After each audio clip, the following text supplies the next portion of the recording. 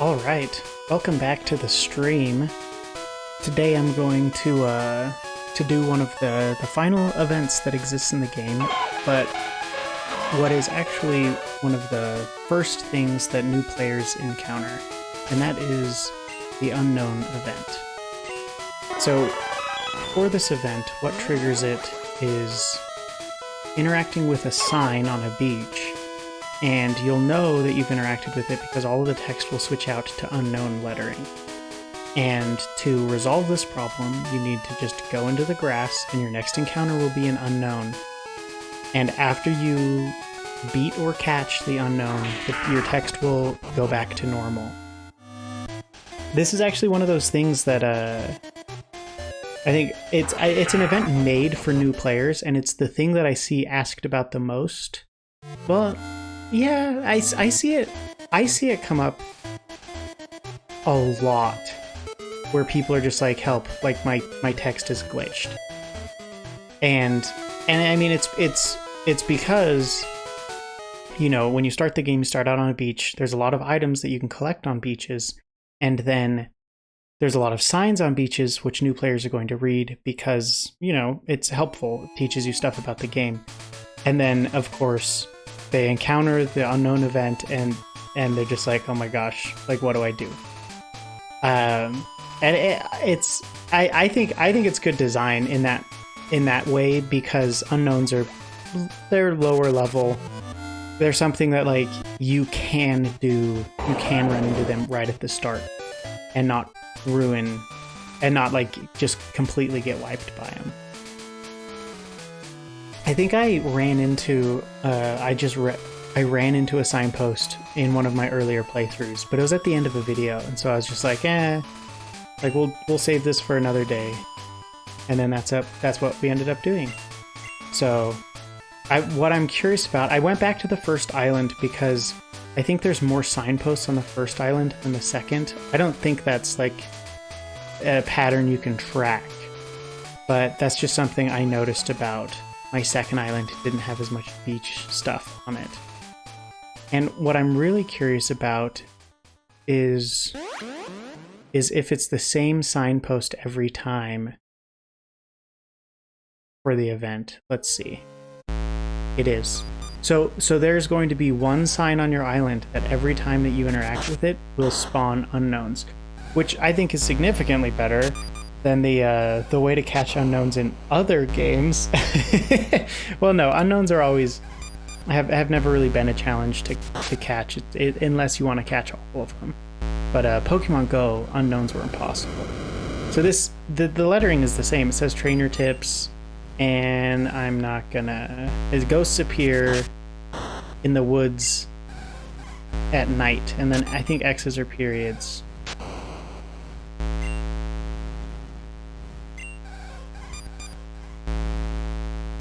We'll ward them off. I don't know. I missed a line there. But yeah. So now if we go read, I think other signs, it'll also be like this, right? Yeah. So now all the signs are going to be like that. But all you have to do is just get into a little fight.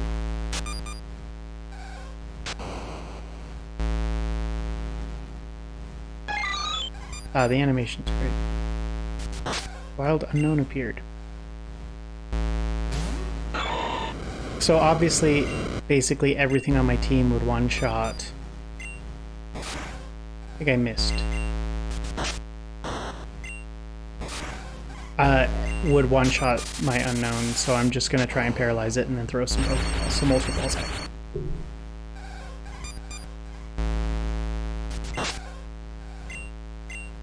it. What's funny is that, like, if I'm trying to read a trainer tip sign, it actually is a struggle to figure out. But if I already know kind of like the basics for it, like the paralyze effects, my brain just like fills in the blanks. All right, here we go. We'll use Ultra Balls. Why not? Yeah, it's paralyzed. It's not going to do anything.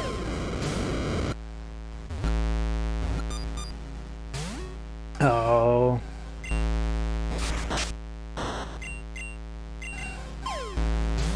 I can do this all day.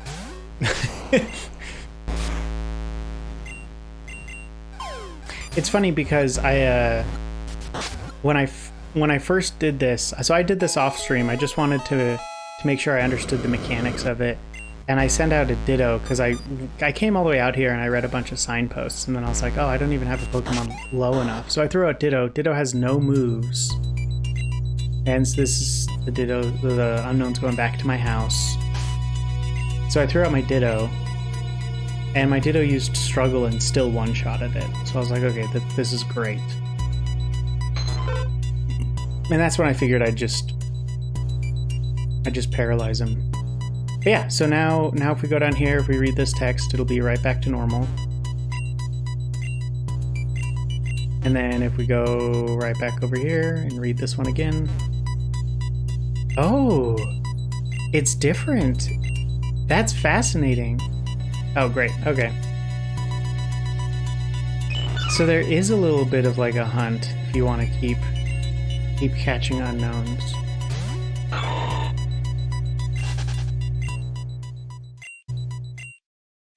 A campfire will ward them off. Campfire was the word that I missed before.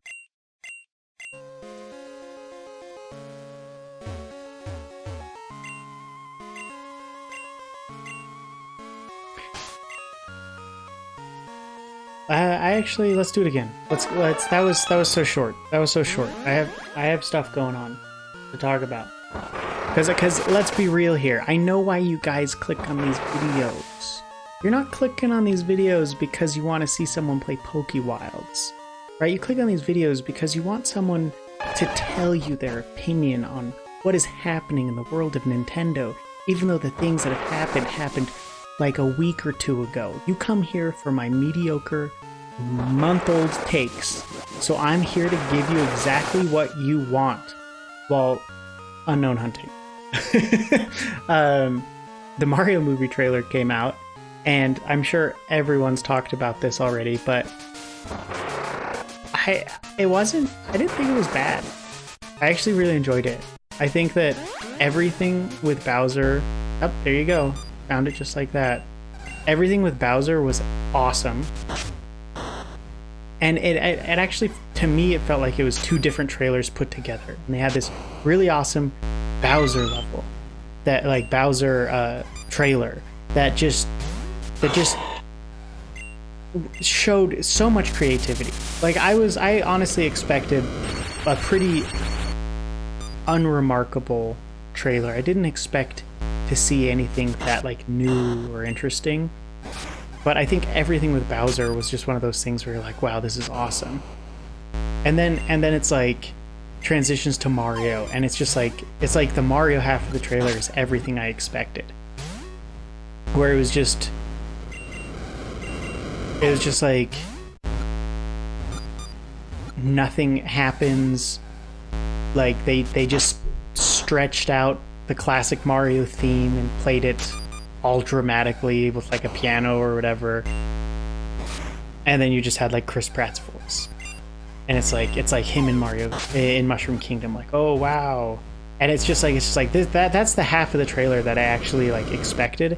But even then, my initial reaction when you hear like just Chris Pratt yelling when he shoots out of the pipe, I was just like, oh no.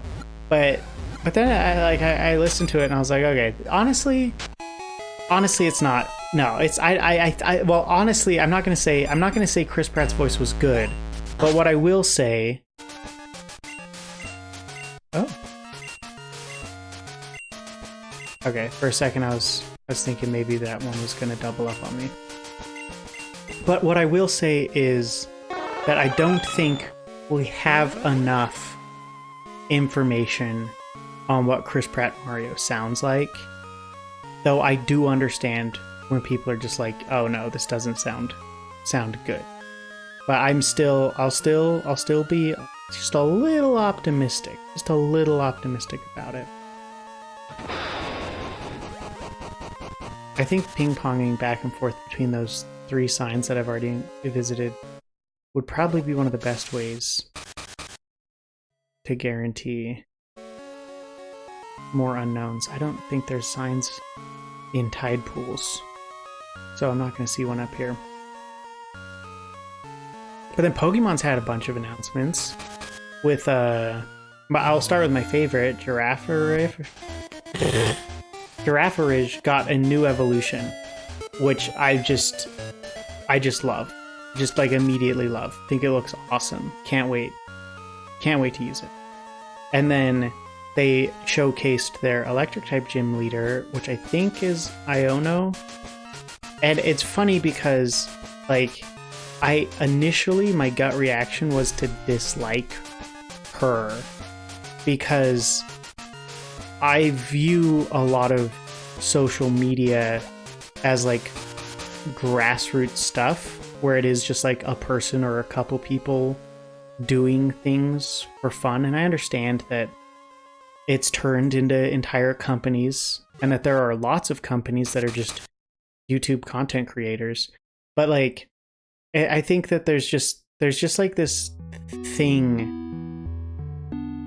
like in my mind where it is the individual. It is like just someone in their room, and to have like that idea be represented by a company, it was one of those things where, again, I was like, I initially wanted to be like, oh well, this isn't gonna work, but I think that was just me overreacting. I think that she actually is a really good gym leader design.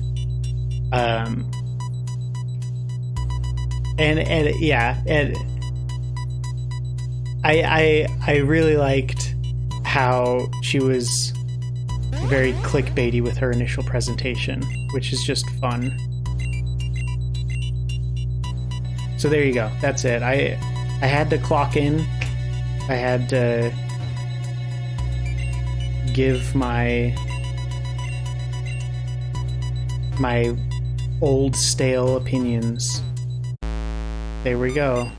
For all of you. How many... Wait, I've done a loop on this island. There's only like 4 signs or something like that. There's a 50-50 chance that the sign will be back here.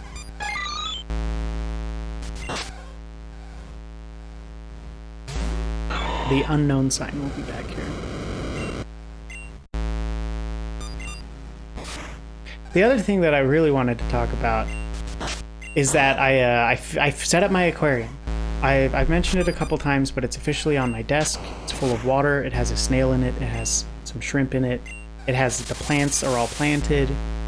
I got my pump working and everything, and I have discovered a new kind of anxiety in this process.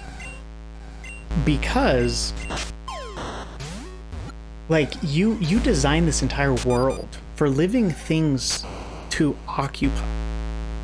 But then, as soon as you put these living things in, you realize how, like, powerless you are to actually intervening if, they're so dependent upon you that you realize, like, oh my gosh, I need to make sure everything's right. And the only way that I'll know things aren't right is if things start dying, which is just a terrible experience. So I bought green jade shrimp. You can look them up. They're beautiful. They're small, and mine don't have the fun yellow stripes. Fingers crossed, maybe in the future we'll get that. But I got my shrimp in, and within the first like week, half of them died. And it was awful because I was just sitting there trying to think, like, what is killing these shrimp? Like, they have food, it's the right temperature, the water hardness isn't off. I was doing like water tests. I was like, I don't have an ammonia problem in my water. I was just like, what am I doing wrong with these shrimp? And I think I figured it out. I had on the top of my tank just floating its root system in, so it wasn't a submerged plant. It was just a floater. It just had its roots in the water. I had a begonia,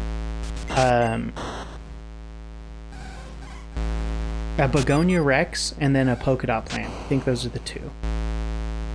And the problem with these plants was every other plant I got from like an aquarium store made to be aquatic. They are underwater. But these ones I just picked up from my local Lowe's, where I just I already knew online that they can survive without being in soil. And I like how they look. They're very fun. One of them has a red stem, like a silver leafed top. The other one is green, but the veins are on the plant are red. This guy's putting up a fight. I should just kill it. And I think I'm gonna knock this guy out. I don't like him. Okay, maybe we'll try an even worse ball and tempt fate. It didn't work. Okay. This guy's not worth Mega Drain. Anyways, I was thinking about it and I was like, you know what? I bet that there are fertilizers and pesticides on these plants that are just from potted soil. I washed them. I washed them out, but I don't think I washed them enough. Here we go. Hey, we don't even have to travel around. We can just try again. And so I currently have them out of the tank, and I'm going to wash them. I'm going to try and fix it. But when I pulled them out, no more deaths. I think what was happening is my shrimp really liked the roots. It was a really convenient place for them to sit and pick and hide. And so I had a bunch of them that would go up and just sit in the roots. And I think that's what was killing them. I think I was poisoning them. And so I figured it out. I took the plants out. No more death. My shrimp are great. And things have stabilized, and I'm feeling really good now. But again, new panic where you're just sitting there and you just feel powerless in a system that you have complete control over. You just I don't know. I don't know what's going wrong.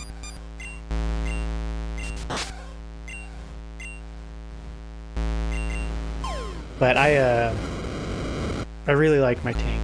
It's pretty. The major feature of my tank is I built my own rock wall that the pump hides behind. And the pump pushes water up to the top of this rock wall. The rock wall comes out 3 inches out above the water line, and the water runs down the rocks back into my tank.